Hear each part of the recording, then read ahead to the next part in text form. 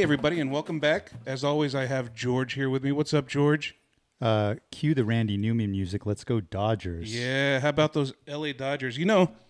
While my Raiders aren't really doing as well as I'd like them to be, Yeah. our Dodgers ended up winning a World Series championship. Yeah. LA can feel good for a little while. I know. And, like with the Lakers, there's that Boston rivalry. I always feel like there's that Dodger-Yankee rivalry that goes back. So For sure. It That was- goes back to when the Dodgers were in Brooklyn. Brooklyn, and then the 81 series, and then Yep. some of the series in the 70s when the Yankees were dominant. So But what a fun team to watch. Like the way that they won and the fact that they were never out of games and all of that was fantastic. yeah, and then like for me, growing up a Fernando Valenzuela fan. Yeah. Rest in peace, Fernando. Rest in peace, Fernando.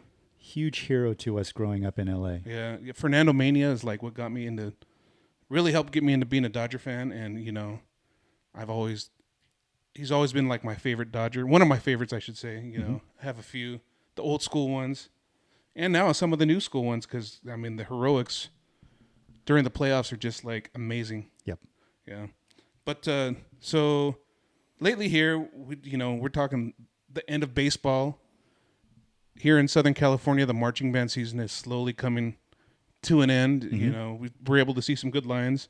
The Vista Marietas, the Chino Hills High School. Yeah, and the Etawandas and Ayalas and something that I will say specifically about that, because obviously Rob, you and I film lots and make our way around to each group. One thing that I really love about that is a lot of the designers that are operating at the top of this activity. On the one hand, you can look at those flagship groups that they teach and sort of try to evaluate or analyze, like, this is what they're all about. But if you really want to know what all those teachers are all about, go watch the high schools that they run. Yes. Because then what you get is the distilled down core version of what those particular educators are about. And then everything else that you see at the higher levels are built on that foundation. Yep. So I actually really enjoy seeing that aspect of it. And thanks to like groups like Saratoga and who's there from NorCal, and Gilbert just came out from Arizona this last weekend, and I got to catch them. Thanks for all those out of town groups for making trips to SoCal. Do you happen to get see any pleasant surprises out there for you? I mean, I just think that what I love is that there's a priority on. There's a lot of groups that have bigger lines, and I don't think that's like as much of a presence thing compared to. I think that's more of like they're trying to build a program, kind of thing, and foster like it's okay. It might be a little bit dirtier, but we're investing in the future. So to me, that's what sticks out, is that everybody coming out with these bigger lines and marching flub lines and stuff like that. That's trying to build something like a program that's always going to be sustainable. Yeah, it's crazy. Like a big surprise for me was seeing how big some of these high school lines are now, and how clean they play for the size that they are. Yeah. But also, like a nice little pleasant surprise for me was San Marcos High School from San Diego. Oh, there you go. Yeah. I was able to catch them here at the WA SoCal Regional Show. And, I heard them in a distance. I'm like, oh, man, I got to go check these guys out. And it's a nice little pleasant surprise. Yeah. Yeah. So. Oh, yeah. And Buchanan came down from NorCal a couple of weeks ago. Got to see them. So that's always a treat. Yeah. We got actually coming up, too, in the next couple months. I'll give this a shout out. I guess it's SoFi Stadium. Mm-hmm. They're going to have something that we normally don't ever see here in Southern California. Mm-hmm. There's going to be a HBCU show with showcase. Yeah, showcase with a whole bunch of, at least four. I want to say four or more. Yeah. HBCU groups from all over the country. So I mean, check it out if you guys can. The marching activity is a big activity. Yes. And we tend to focus on the corners of of it that we sort of operate in, but it's a much larger community, and every chance that we can get to celebrate it, we should. Yeah, like the show style stuff is cool. Yeah. I mean, come on, Drumline the movie. Yep. Who doesn't like that? Yeah. I mean, it's fantastic. Let's get to our guest. Yep.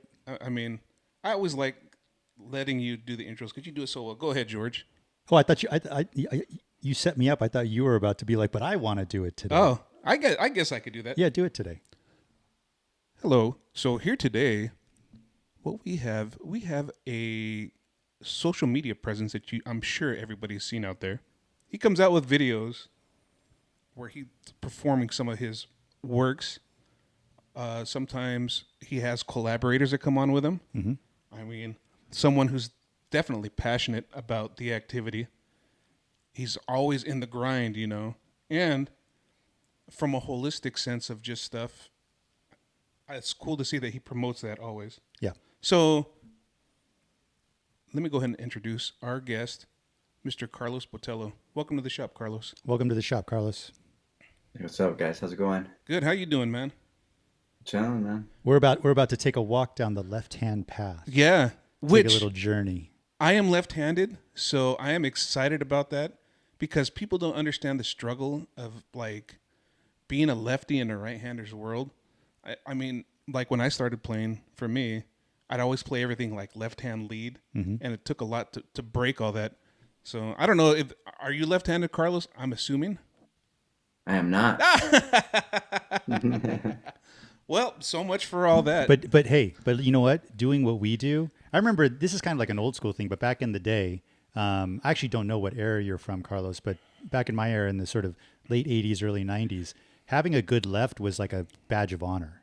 When I wrote my book, like the first one, I was doing online lessons, and I was like, this was started. I think I started with like 4 people, and I was making stuff up week by week, like whatever. Sometimes I just make it up on the spot with them, and I was trying to keep stuff going, and I said, you know what, let me write a book for them, and that way it can have these licks in it, and like for me, like everything's always been like this.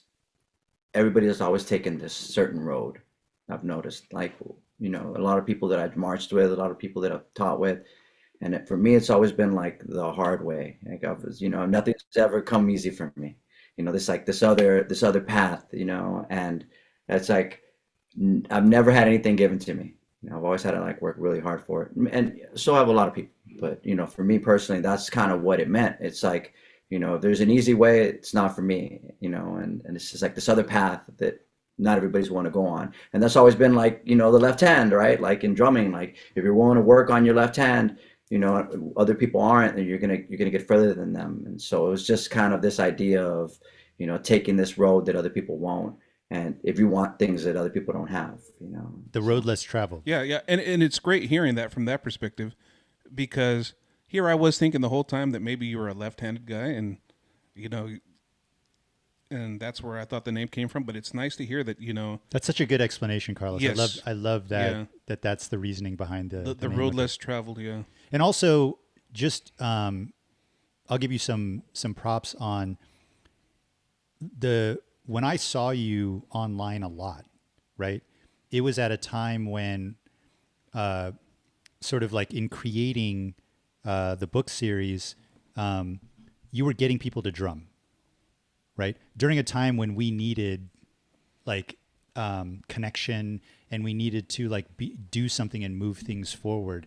Do you have any sense of like the impact, right, of this thing that you started just because you were giving lessons, right? But then it became like a thing where like you're getting kids all over the world to drum. Well, I didn't see that happening, and that's the best part about it is that, I wrote the book, and I had this girl that I knew. She's an MMA fighter. I had her do the cover, and I said, you know what, I'm gonna give it away. And my wife, she was like, don't give it away. If you give it away, nobody will value it, right? And so I said, you know what, okay, cool, I'll sell it. You know what I mean? I'll sell this book to a couple friends, and I thought I would maybe 2 or 3 people would buy it, and then all of a sudden I put it on Facebook.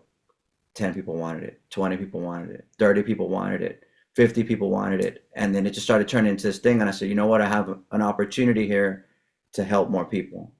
And I mean, before that, I was making videos, and 25 people were watching my videos on Instagram, and then it just started kind of taking off. And then I started seeing more opportunities. So I wrote another book, and then another one. And then, I mean, I'm here with 23 books, and it has impacted a lot of people. And, I'm very humbled by that. But I think that's like the most beautiful part if you want to start a movement. Like when you look at Wu-Tang, you know, I guarantee you they weren't trying to become famous. They were just trying to make some music that, That meant something to them. yes, and I think it's like, you know, you people sometimes I see them do things backwards. You know, they're trying to see like, oh, what are people going to think of what I'm doing? Are people going to enjoy it? Instead of putting their heart and soul into what they're doing. And I think if you'll put your heart and soul into it, it's not guaranteed, but at least you can sit and say, man, this is a piece of me, and this, you know, you can have that, and you can look at that and be proud of that, and it just happened like that by mistake. Yeah, Yeah. yeah, it's interesting. That perspective is really refreshing. I think in a time when, um, for their own reasons, and these aren't bad reasons, but I feel like sometimes when we think about trying to have an impact and trying to teach and do all of this stuff, um, sometimes we can make it impersonal, less personal, uh, water that down, uh, and make it a little bit sterile, if that makes sense, just so it can be adoptable by as many people as possible. And that's great and all, and maybe that's effective, you know, for certain sort of education goals. But I'm always a fan of like make it mean something to you, you know, like it gives it a quality that the other thing doesn't have, you know. So I love that. I love that, Yeah. Carlos. You know, also real quick, and you know me, I always go off on these tangents. You brought up some old school hip hop, and we got to be careful we don't go down that path because I know George can talk about old school hip hop. Like you brought up Wu Tang Clan and you know all that, and it's great to hear. Is that the stuff you grew up listening to, like old school hip hop, or Nas, yeah, Wu-Tang, yeah, love Tupac. was that is that your influences? Is have you written any like stuff to old school hip hop? Yeah. Just Do you write to yeah, music? Sometimes I do, you know, like I'll sit and I'll write, but you know, I haven't really sat down. But of course, that's my influence. That's part of my soul. Like, I mean, it was written by Nas. I used to walk around with a cassette player and listen to that on repeat. You know, rewind the tape like with a pencil, and you know, so it would waste my battery. You know, and I mean, that music is part of who I am. I mean, it's more than an influence. Like I said, I think when you listen to stuff that much, it becomes part of your soul. And so like the whole thing, I mean, you look at my books and look at kind of my message in it, there's a part of street culture in it, you know, like graffiti and breakdancing and hip hop. It's in there, you know, you can see it and you look at it, and that's kind of what, there's misprints in my books. You go through my books, you'll find misprints. You know, I don't fix them. I still don't, I'm never going to fix them. I'll leave them there because it's not perfect. It shouldn't be perfect. It should be, that's life. Like I'm not perfect, you know, and I think that you go back and you edit them too much and you try to make these things all perfect. And I don't know, for someone else, like you said, you know, everybody does it their own way, but that's just not me. I'm far from perfect. So see, and that's great, you know, and you bring that up, and I'll bring this up too. Like I know in a lot of the videos we take, a lot of the stuff gets edited out, but sometimes, you know, and I'll bring up the Boston Crusaders video I shot last year. Colin McNutt was like, "Hey, show He it made all." a point. He made it a point because he wants to see, let people know that it's not all perfect. You know, it's a process, and you know, a lot of times you see the fully edited one clean version, but that's not always what it is. I mean, it takes a lot to get there, and I think sometimes we do a disservice by not showing that it's Right. a process. You know, Because then kids show up to the group with an unrealistic sort of expectation, and they don't realize that they're going to have to do work. It actually took 100%, yes. work to get it to that final sort of pristine version. exactly. when I went over to Genesis in 21, you know, I agreed to take that line over in December. It was a COVID, and they had, you know, they already kind of set the line. And I told the kids that I wanted them to do two things. I wanted them to, you know, shift the activity back to where it was okay to be, you know, like regimented and look tough. And then I wanted them to be better than what they were the year before. And that was it. Those were the goals. Those were the two goals. That was it. And so what I did was, if you go back, you can look on my social media. I put up every video, the whole step of the way, dirty, when they were playing dirty, when they were, and as it got better, you can watch it. You can see the process. I did that in 21. I did that in 22. I did that with Crossman, both years. And I believe in that. I think that if you show these kids just the end result, like you said, you're doing a disservice, and you're giving them this like unrealistic like view of what drum corps is. Drum corps is about the grind.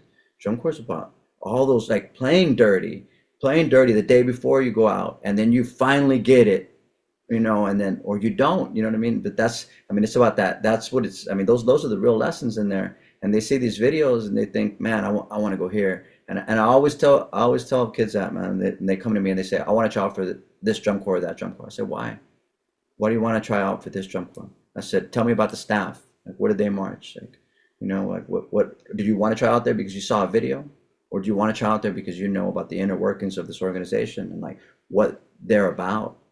And a lot of times they won't know. You'll have to school them a little bit and be like, let me give you some insight. I'll give them an assignment. I'll tell them, all right, we're done talking about this. You're going to go and you're going to find out. You're going to come back. You're going to tell me. You're going to do some homework. You let me know, like, where did so-and-so march and who were their teachers and where did their teachers march? And tell me about this. And then we'll talk more about it.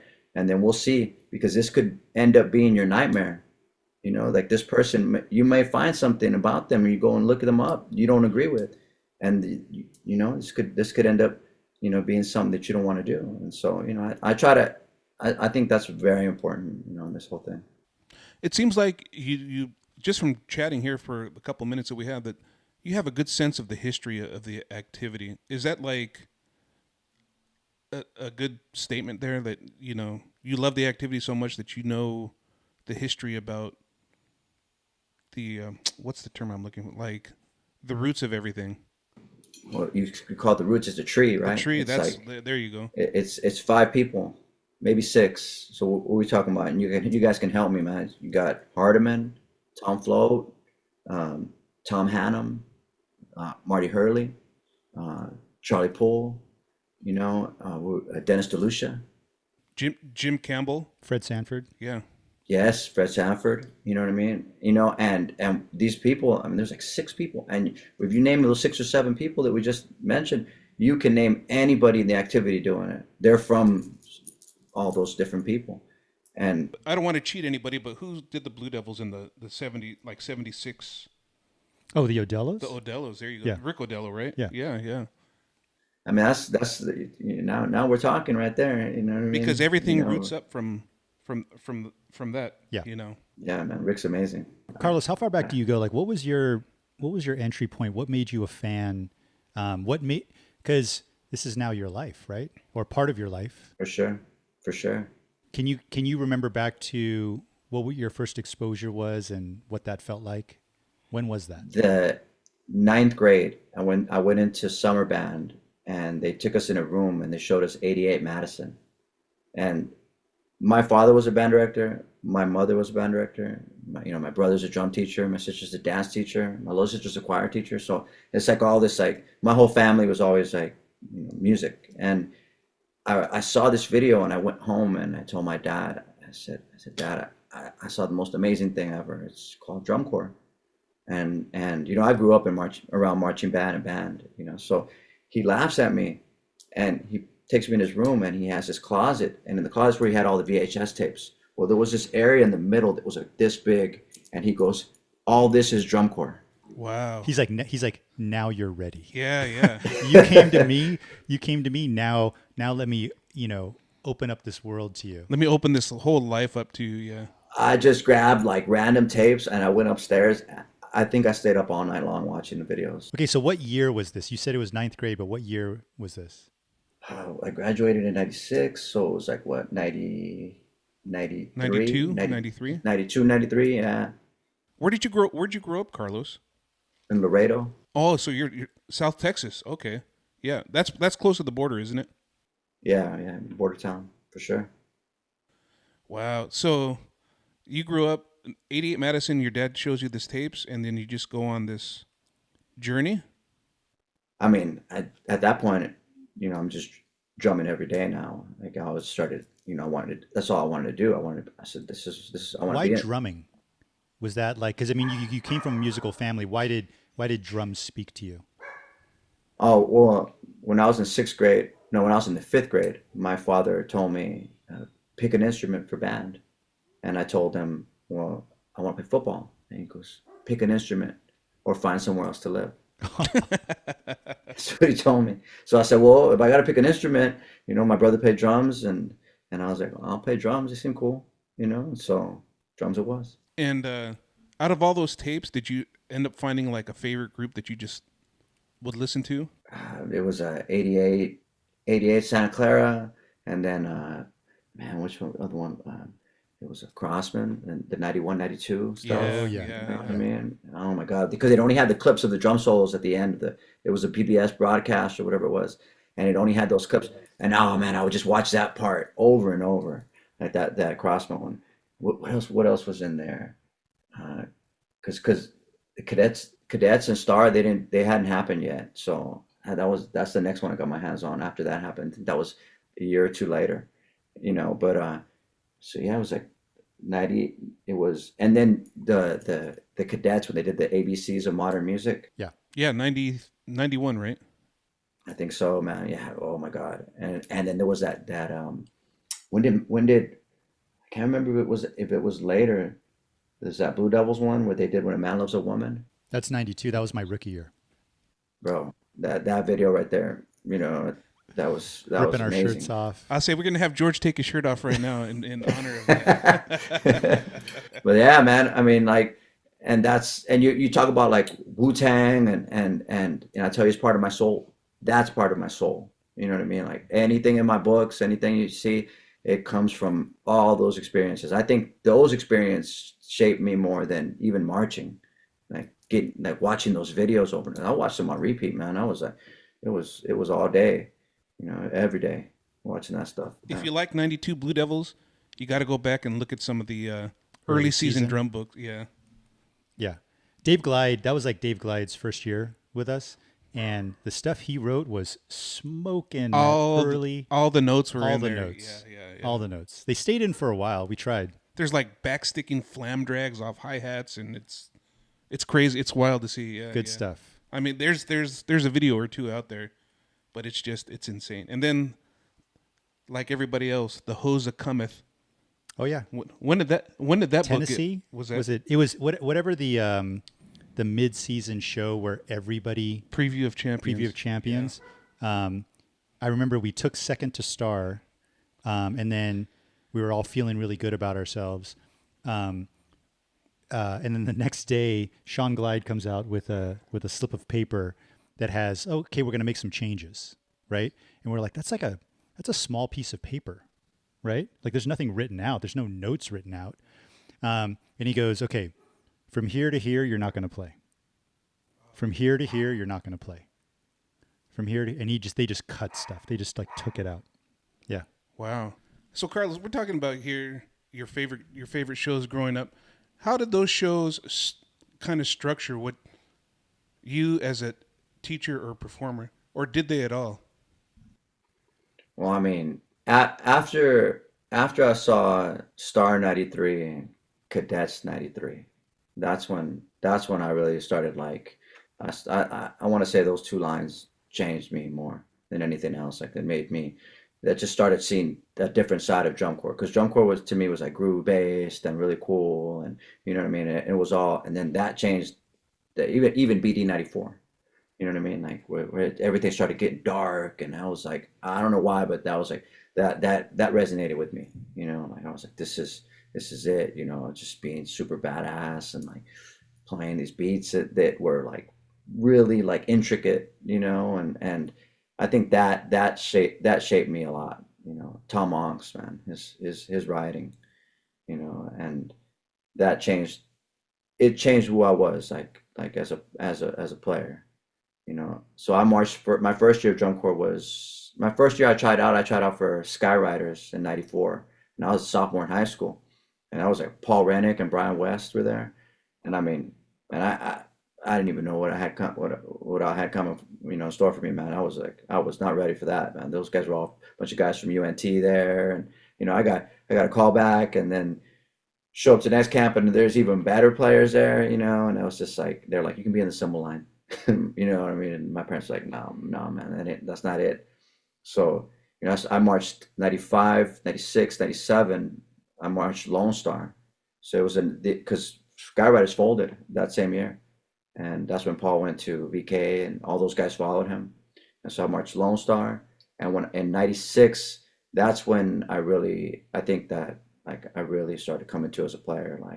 I met Mickey Hartzog was my teacher, and he was rudimental champion. He was an amazing player, and he really like helped change who I was as a player and as a person, and kind of shaped me, man. And that's when I grew a lot, and I wanted to be in cadets at that point. That's all I wanted to, but he kind of beat that out of me. You know what I mean? Like, you know. When you talk about Skywriters '94, had you marched, you and I would have marched together because all those guys ended up coming to VK, and I my old man memory is bad, but I remember that well when they told us that you know they were folding and those guys were going to head over and Paul was going to teach over there. So you and I could have marched together. That's interesting. I never knew that. Yeah. Yeah, I mean, if at best I would have been on the symbol line, but I was a sophomore in high school, and I don't think I was ready for that yet. And I think my parents kind of knew that, and they were like, you know, you don't need to be doing this yet, you know. So So the question I wanted to ask is you get exposed to it, you develop this passion, right? You become a fan, you really want to do it. You talk about Mickey as being an impactful, influential teacher for you early on. Who was there anybody else that helped translate your passion into actual like ability? You're like, I want to be able to do this, or were you left to figure it out on your own? I had a friend so his father was my teacher. His name's Hector Hill. I don't know if you know. He was teaching at Vista Ridge here in Texas, like amazing percussion program, and he taught there until last year. I think he took a year off now. He's doing consulting and stuff and running around. And he his father was my teacher, and so Hector was an amazing player. He was a year older than me, and I just remember at one point his father taking me into a room and saying, "Hey, this is my son Hector. He's going to teach you your all region music." And he was he was already, I mean, he made all region as a sixth grader, you know, junior high region. Like his father started teaching him in the fifth grade. I mean, he was like, you know, way ahead of me. And so I would say he was a big reason, you know, it was like he was better than me and he would beat up on me. And then eventually it got a little harder for him to beat up on me. And then eventually we started making it, we both went to Skyriders together. Like he marched Blue Coats and after that. And I mean, he's amazing. You can look him up. So you guys pushed each other along the way. Yeah, big time. Like, and I mean, you know, I got beat up a lot more than I got hits in. You know what I mean? But it made me better and better. You know, and that's I would say like having that kind of person that you're always trying to compete against right there in front of you, and is a perfect example of what good is. That helped me a lot. You know, What was the first show you got to see in person? person, Was it there somewhere in man. Texas when you were in high school, or? Mm-mm. I marched when I was marching. Oh, really? So you didn't get to see drum corps live until you were marching? Yeah.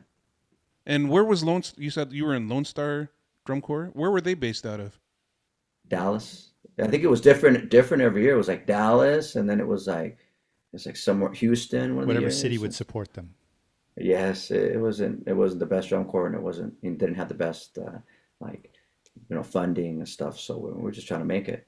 Mhm. So just so people listening and watching know, you're at Laredo, which is down at the tip of Texas, correct? And now you're marching at drum corps in Dallas. How far is that from Laredo? I mean, how far did you have to go for camps? 10 hours. 10 hours.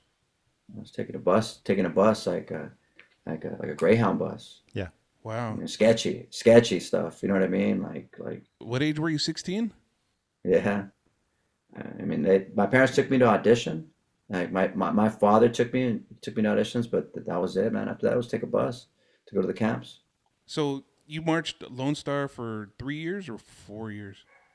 3 years. 3 years, and then where did you go after that? I took a year off in '98.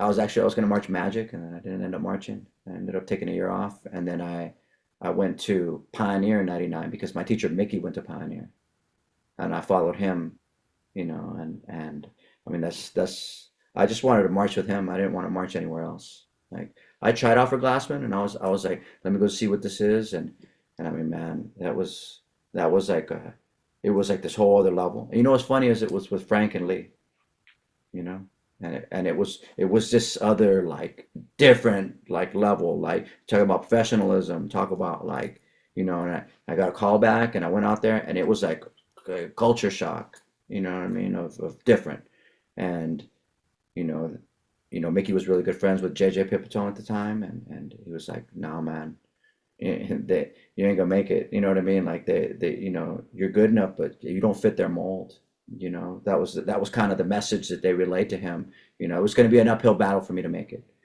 So he was like, "You come and march with me. I'm going to Pioneer," and I mean, there was just no more discussion after that. I was like, "All right, I'm not even going to go back. I'm in." Because by that first when I went to Glassman, he hadn't gotten Pioneer yet, so I didn't know that he was even going to have that option for me. So who taught there along with him there at Pioneer while you were there? Stuart Spoon was there, and oh man, who else was there? Man, it was. I mean, it was pretty much him and Stuart, running the line, and I mean, we didn't have a big staff, you know. Where did Mickey march? Because I know the name, but I don't know his background. He was like, he did Suncoast Sound, 86, 87, Those are good lines. or 85, 86, one of those, and then he did, and he was in, and he did Skyriders after that, and then he did Regiment in '90. Oh, okay, So yeah, he was around, man. He was one of the best, man. that's cool. So you do Pioneer? Did you just do it that 1 year? Yeah, that was my age out. Oh, okay, You know what I mean? okay, that's cool. And then after you aged out, did you decide that you wanted to start teaching, or how did your teaching career happen?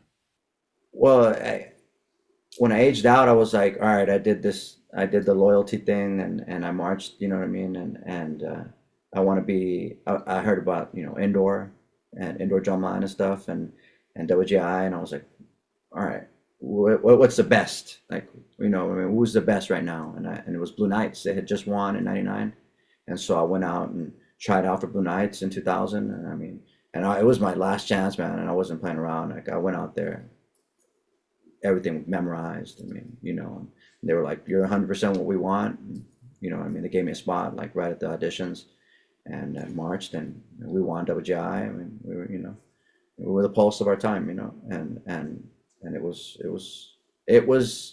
amazing. You know what I mean? Like everybody in it had marched 2 or more years of drum corps, and I got to see what the very best is. And I always tell my students this, as amazing as winning was and being around those players, some of my best times were in '96 Lone Star, because I loved the people that I marched with. And I didn't necessarily love everybody that I marched with in Blue Knights Indoor. I didn't know them like that. I mean, we're just coming in, and you're a bunch of assassins that are here to, do a job, and you know what I mean? You're not around each other as much. So, that's why I tell people, man, it's like, if you find a place you love, stay there, love it, what I mean? Have friends, and like build something. It's not always about winning. I tell my students all the time, I'll give you my gold medal if that's that important to you. You can have it. What I mean. It might not mean that to you. You know what I mean. When you go chasing it, even when you get it. And I think we're losing that a lot in this activity right now. You have students auditioning for 4 drum corps at once. I mean, that if you come to me, that's the thing I tell people. That a lot of people come to me, they online lessons. They're like, I want to try out for drum corps. I was like, okay, I'll help you, but you can only audition for 1 corps. And that's what I told them. You can do whatever you want, but if you really want my help and you really want my advice and my guidance, you can only try out for 1 corps. And if you don't make it, we can do some damage control and see about trying out somewhere else. And I try to guide them. Where are you in your progression? Have you marched yet? No. Okay. Well, I don't think blue coats is going to be for you right now. You know what I mean? Let's look at Genesis. Let's look at, Music City. Let's look at something that's going to be in your wheelhouse. And then I said, let's focus on that. And I said, well, I was thinking about trying out for Blue Stars 2 and this and that. And I was like, how are you going to learn all those packets at once? You're not going to learn anything good, so, that's a big thing, man, is I see is people chasing gold and chasing these videos they see, these perfect videos like you were talking about earlier, getting back to that, and it's like, man, it's there's a little bit more to drum corps than that. The interesting thing that you're talking about, Carlos, is like people come to you for lessons and they end up gaining mentorship, right? For sure. For like in exactly the same way when you were like, I want to do this drum corps thing, I want to do this drumline thing, right?